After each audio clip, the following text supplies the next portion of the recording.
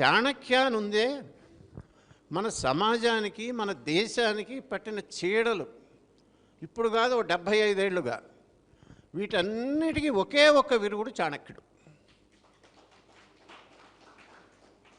చాణక్యుడు రాసిన అర్థశాస్త్రం అనేది ఒక ఆల్ టైమ్ గ్రేట్గా ఈ దేశంలో ఉన్న వాళ్ళకి బుద్ధి జ్ఞానం ఏమన్నా ఉండి ఉంటే స్వతంత్రం వచ్చిన తర్వాత ఒక రాజ్యాంగం అనేది రాసుకునేటప్పుడు ఇక్కడ దేశం మీద ఈ చరిత్ర మీద సంప్రదాయం మీద సంస్కృతి మీద ఈ దేశ వారసత్వం మీద కనీసమైన అవగాహన కనీసమైన గౌరవం ఉన్న వాడు ఎవడన్నా ఒక జాతీయ నాయకుడిగా ఉంటే రాజ్యాంగం అనేది రాసేటప్పుడు మొట్టమొదలు మాతృకగా మోడల్గా తీసుకోవాల్సింది చాణక్యుడి అర్థశాస్త్రాన్ని.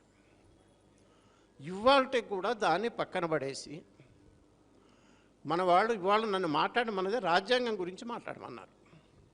కాబట్టి రాజ్యాంగం దగ్గరికే వద్దాం. మరి చాణక్యుడు పనికిరాడు, అర్థశాస్త్రం పనికిరాదు. ఎందుకు పనికి వస్తుంది అంటే మన మొత్తం జ్యుడిషియరీ న్యాయ వ్యవస్థ మొత్తం ఘోరంగా విఫలమైంది.